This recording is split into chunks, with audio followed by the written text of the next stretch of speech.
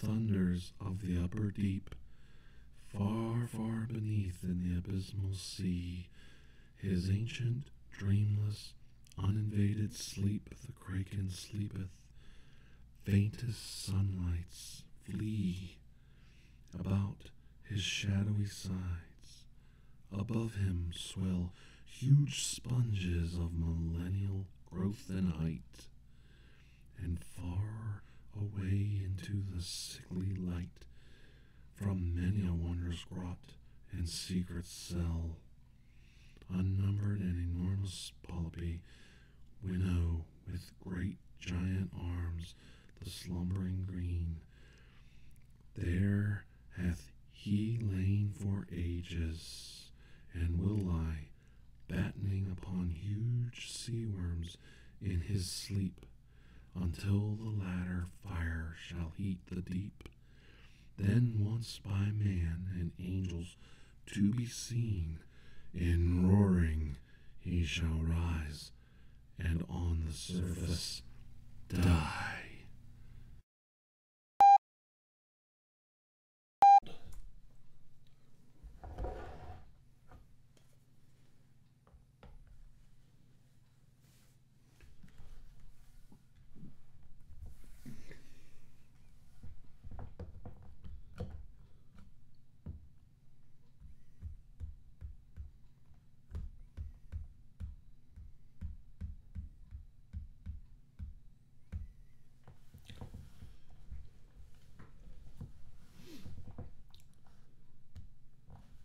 So you know what brought me here today?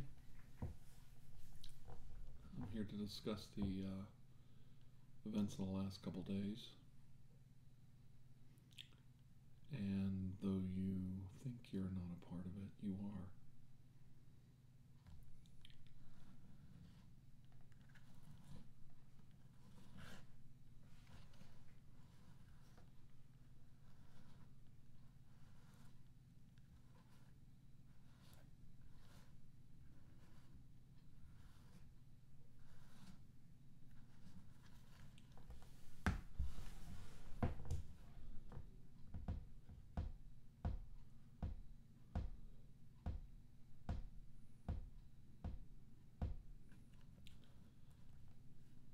If you're not willing to talk to me, that's alright, but I don't plan on going away anytime soon, so either make yourself comfortable or else I can have the guards remove me.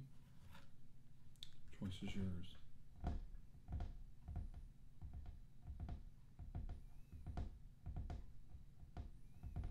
Okay. Alright then. Save this for later.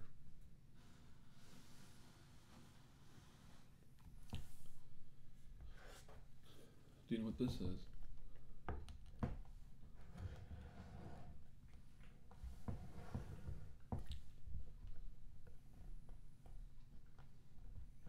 That's right.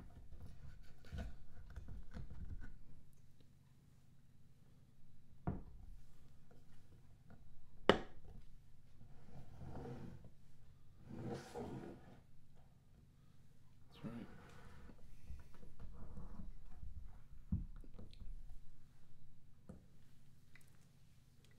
Spyglass.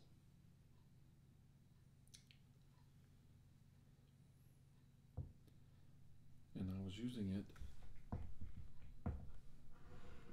on the aircraft carrier Enterprise.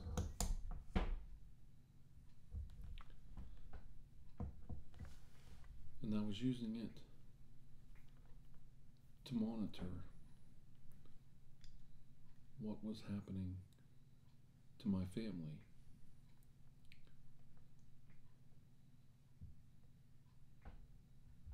And as I peered through the glass, I saw that my wife and daughter were being held at bay by your cultists, worshippers of what you call Moloch.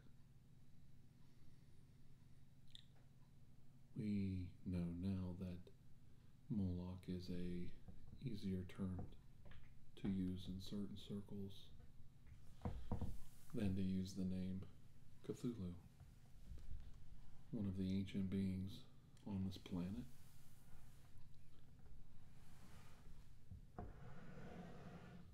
Would you like to discuss your worship of Moloch with me?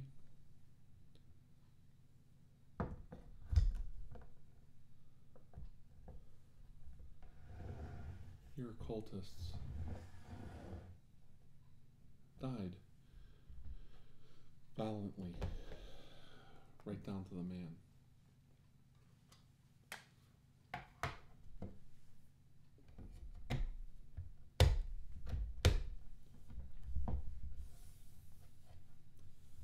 There was only one short-lived assassin survivor,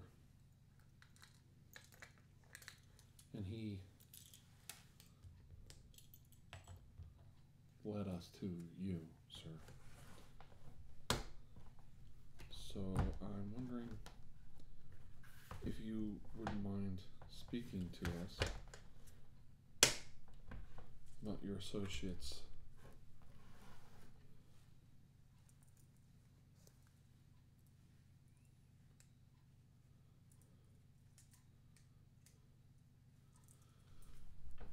And your former cult members.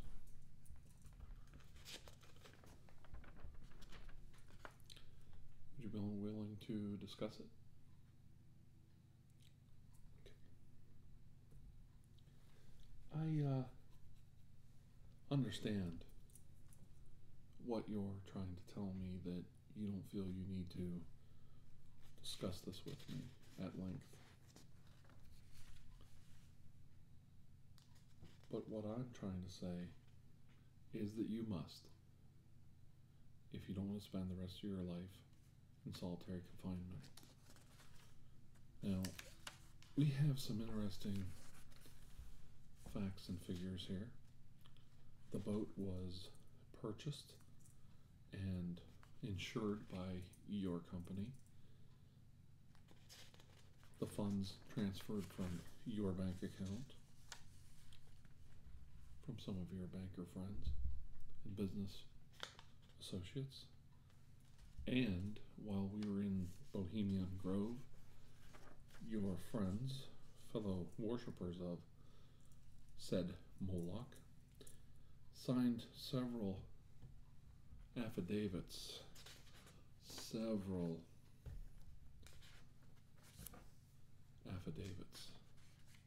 worth of material implicating you in this plot to both kidnap my wife and daughter and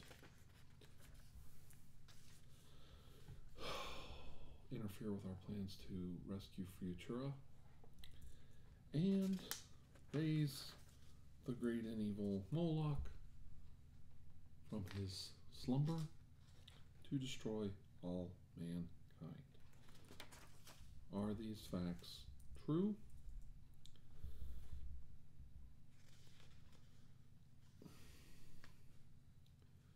We even have a signed affidavit from your wife and a signed affidavit from your mother. Now, before I go further, is there anything you would like to discuss with me? Okay.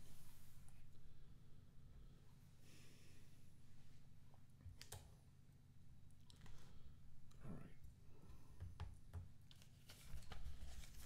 Set this aside for the moment, and we'll discuss this.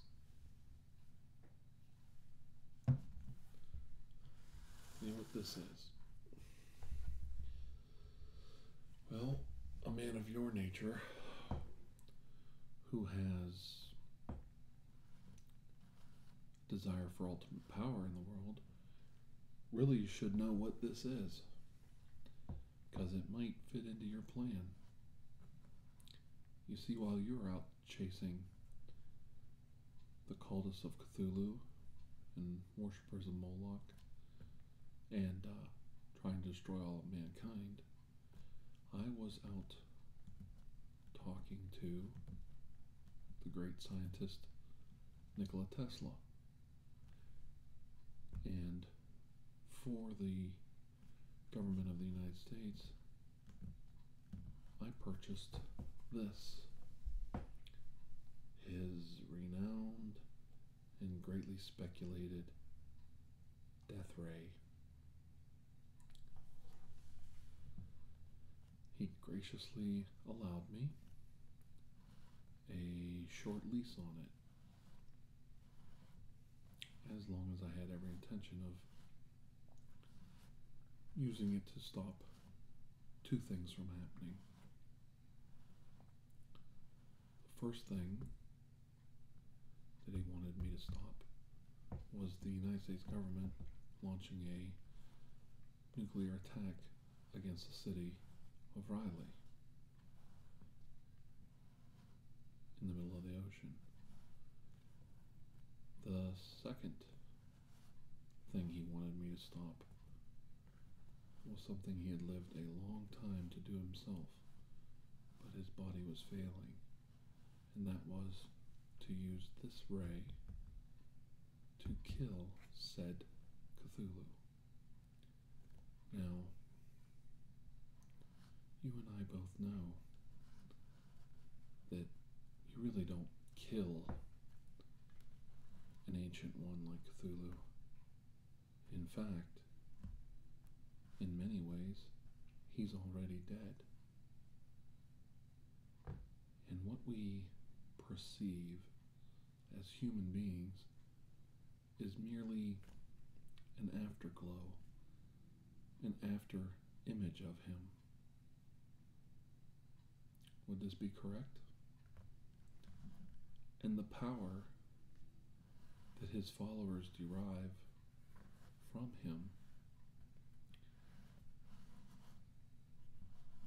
is like the dying energy of a small star.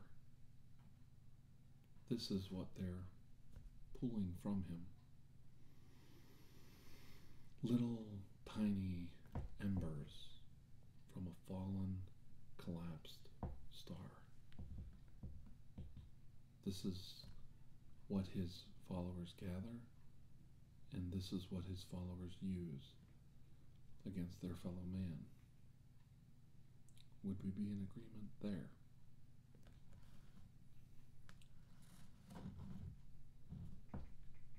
Would you like to see?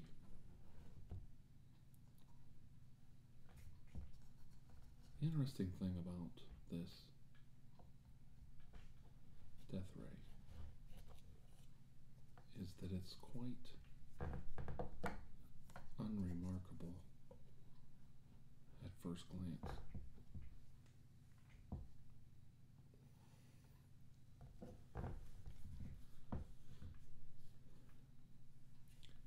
It has a receiver antenna,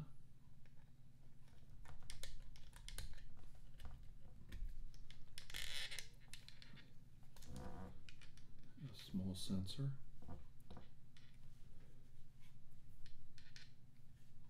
a panel of lights that all must be lit, and as long as they're all lit, you have a signal.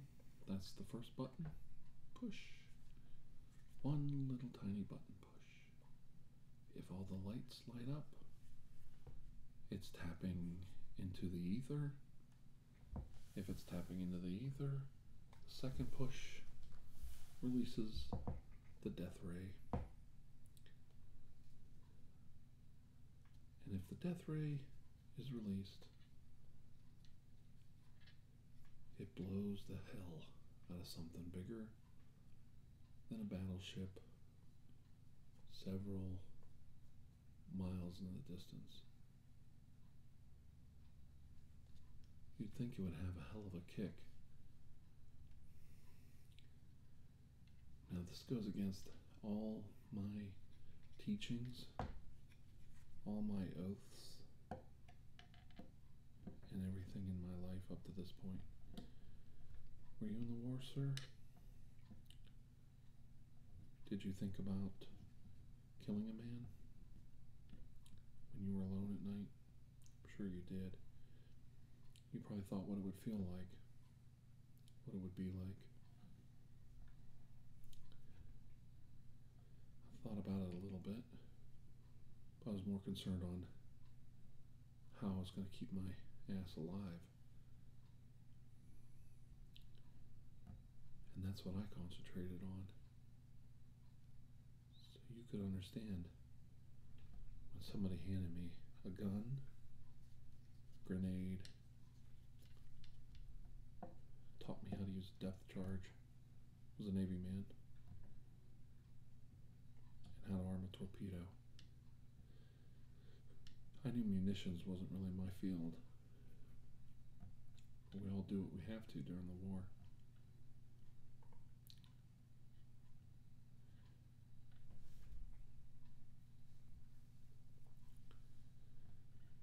I don't know if you can understand what it's like to grow up and have like no reason, no comprehension of wanting or needing or desiring to harm another human being, or to, for that matter, to snuff out the life of a fellow human being. But on that ship, it was just a matter of 1, 2, to kill a demigod, to smash a dreamlike god back down into the depths of hell. Young man turned to me and said, "You're not a spy smasher." He said, "You're a god smasher."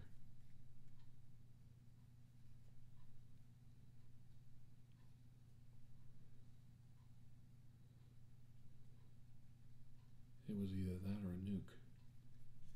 Nobody wanted to see the bomb go off.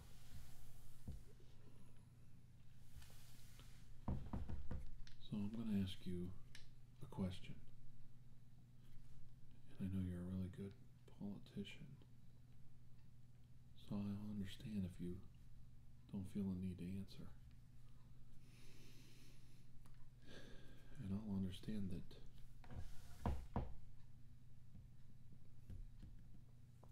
this doesn't mean a lot to you. Pages and pages of facts. And I'll understand that you don't want to sign any incriminating paperwork.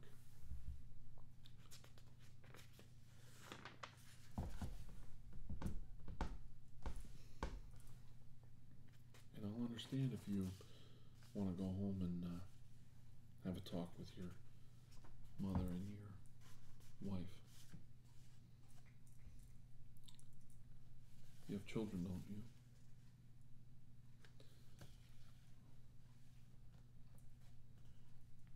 You know what it was like to watch my daughter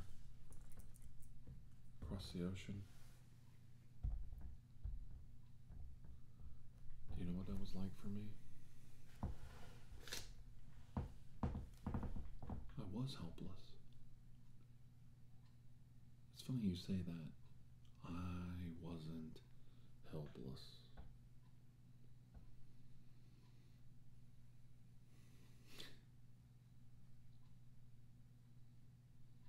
I was helpless.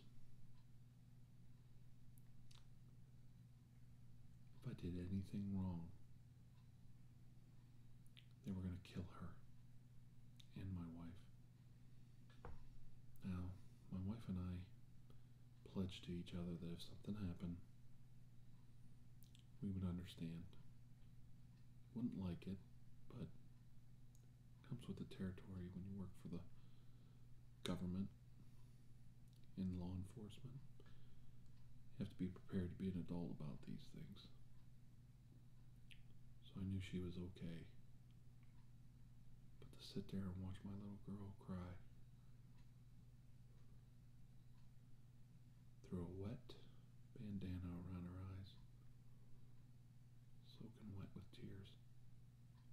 ocean spray and think about what you had put her through, what horrors she had seen, what vile ideas her mind was exposed to. Sir, I can't lie to you and tell you that in all my travels in southern France in World War II, in the Mediterranean, and all the men that may or may not have died at my hand through my actions, through the actions of my regiment, through the actions of the ship I was on, through my actions in the OSS. I never wished or even thought about whether I was putting a man to death or not. It really went no further than that. As I said, I was too busy keeping my own ass alive. But when I saw that scene through this glass,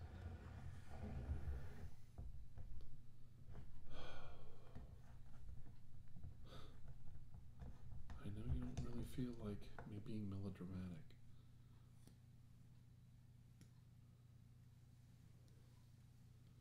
But as I look through this glass,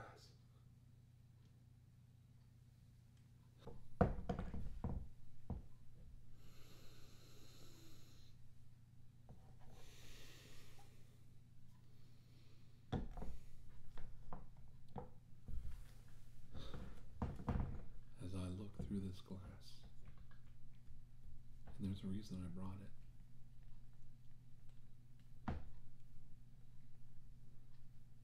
I saw something. I saw a boat full of evil men. I saw two very innocent women, a child and a woman. And then something else caught my eye. A glint of gold. A glint of the shiniest, brightest gold over the Pacific sun, and the darkest, blackest of shadows, hidden, completely covered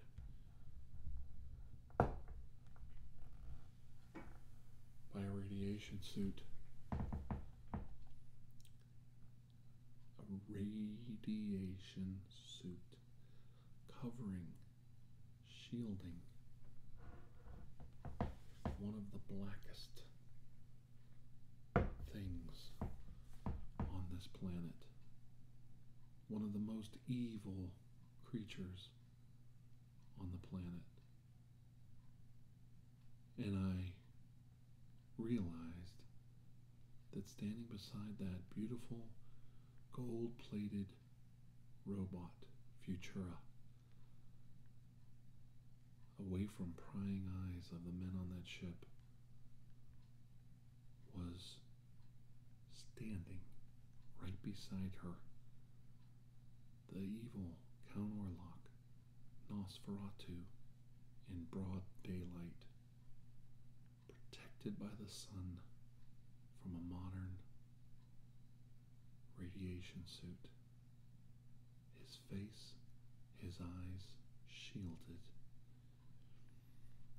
You could see him clenching her hand. You could see him leaning in and telling her his plan. And you could see her giving him the smallest of kisses on his suit's helmet covering. And I told myself, you have a contract. He has to obey the contract. He's not working with them. He has to obey the contract. He has to obey the contract. And in a second,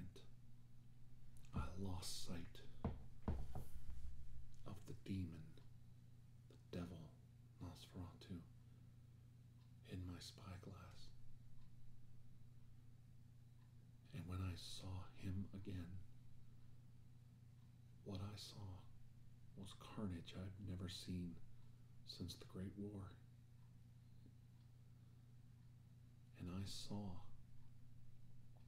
every band, every cultist you sent on that ship through this glass was dead at the hands of the devil himself, adhering to his contract.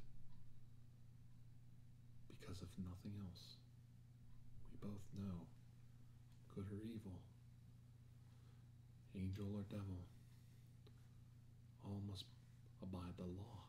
Isn't that correct, sir? And I saw Futura and Nosferatu cast the bodies overboard, and I saw Futura help my wife and daughter to their feet. And I saw them signal for help as Liberty vessels closed in. And I saw my wife and my daughter liberated by one of the most evil creatures known to man. Was it love? Is it love that drove him as much as love drove me through the sands of time to visit Nikola Tesla and pick up this device? Is it love that makes a father strike a robber, strike a villain, simple mugger, simple thug to death to protect his family?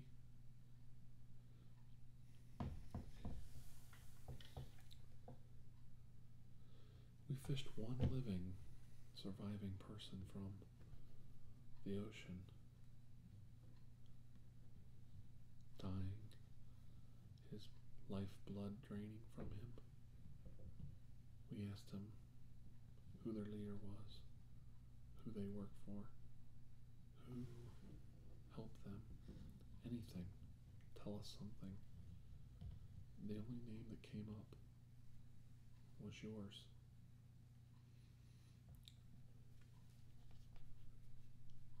And as that blood seeped into the ocean, and as we recovered all of the survivors, all 4 of them,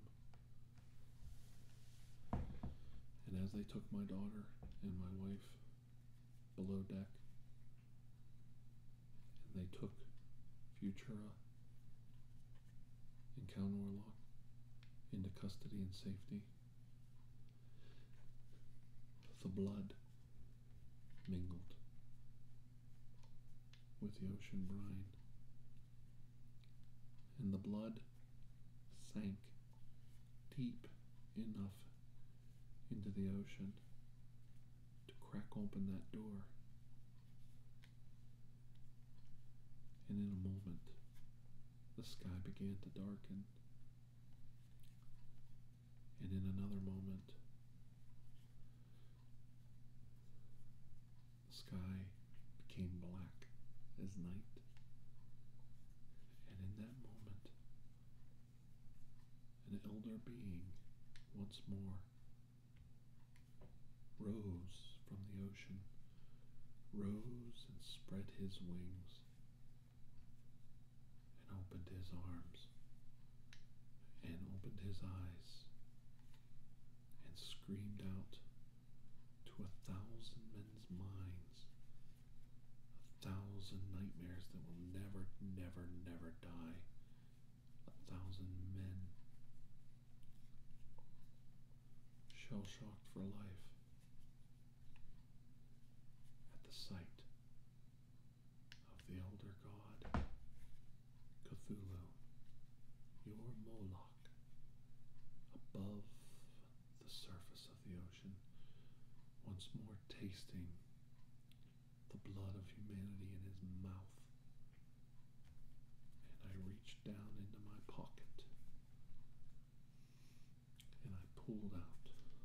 this object, and I opened up the receiver antenna, and I pushed the button once,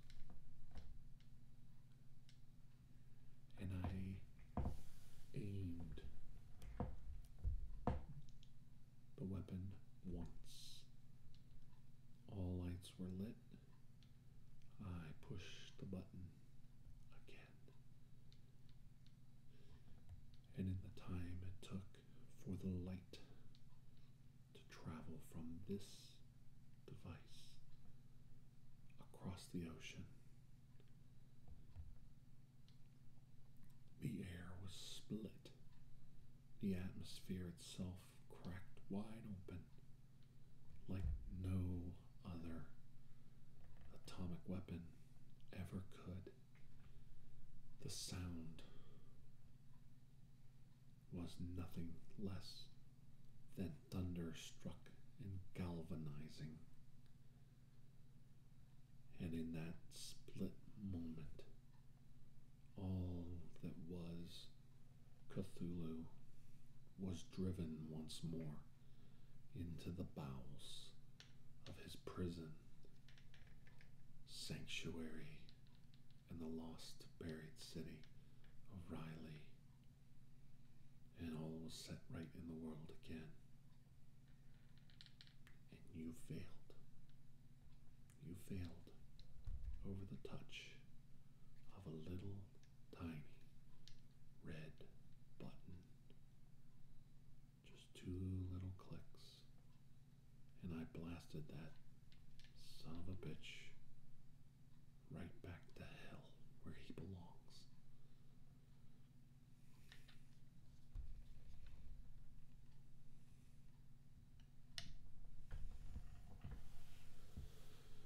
Now, I'm going to ask you for that key. I'm going to ask you for the key to that safety deposit box that we know you have somewhere in some bank vault in Europe. And you're going to give me that key. And I'm going to open up that safety deposit box, and I'm going to know all about your organization. I'm going to know all of your cultists. And I'm going to hunt every single one of them down. And I'm going to bring them in. And I'm going to see them hanged, or they're going to get the chair, or they're going to go in a deep, dark box in some prison like Sing Sing for the rest of their lives. It's going to happen. And the world's going to be a better place. Now, what I have right here is a chance for you to make a deal. You either sign that deal from the Chief Justices, the President will give you a pardon, everything will be off the books, but it'll be documented. You get a second chance. You get to be reborn. You may even get to serve your country again. All will be forgiven because you're going to give us everything we want. And we're going to wipe them all out. So here's the choice, that or this.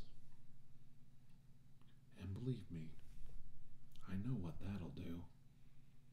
I'll live through it in here. You won't. So you either sign that, get your pardon, go on with the rest of your life, be a good little boy, serve your country well, or I'll send you right down with Moloch and you and him can have a little talk. That's how simple this is going to go.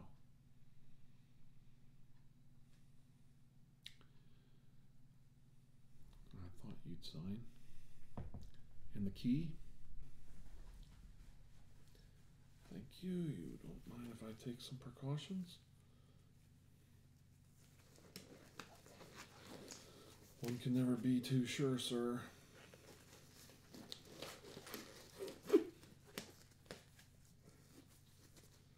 born in the morning, sir, but not yesterday morning. If you don't mind. Okay. Yes, there it is. National key. And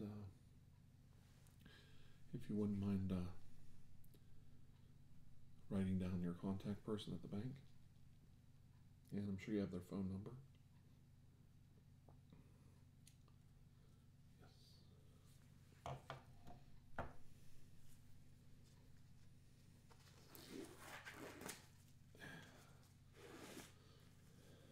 Wasn't my idea, sir, but I was warned to take precautions. You understand? We can never be too sure about these things when we're dealing with your compatriots. Go. Okay.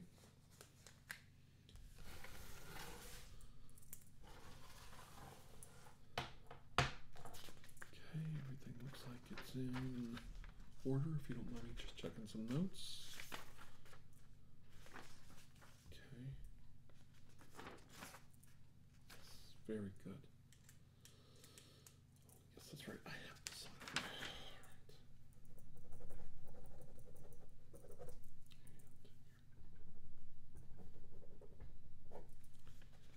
Oh, I'm sorry. My name is Dr. Andrew Michaels. I work for the Department of Navy.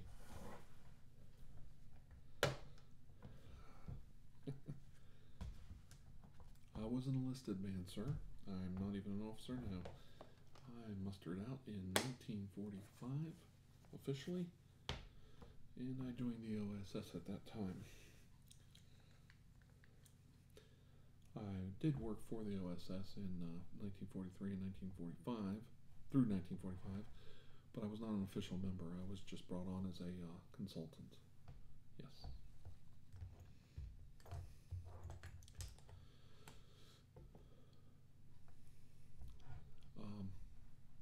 Yes.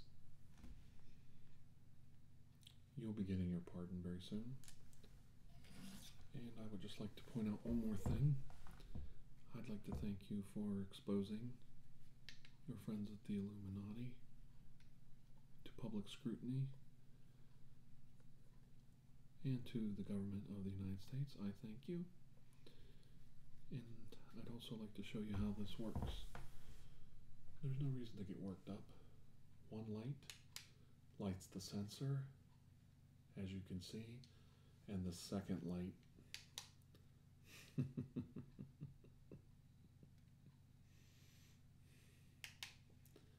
it's just a little lamp we built for dark spots and caving. You didn't think I'd actually bring Tesla's weapon here, do you?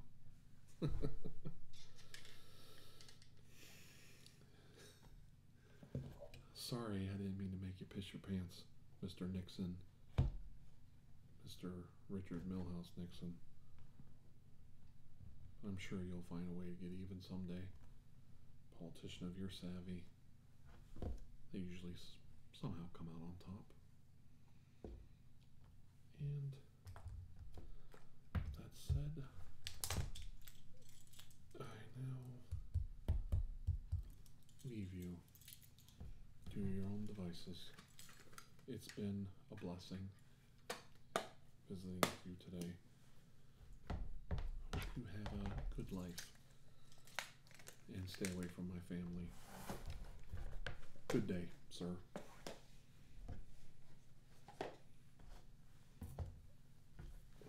The things you people will believe.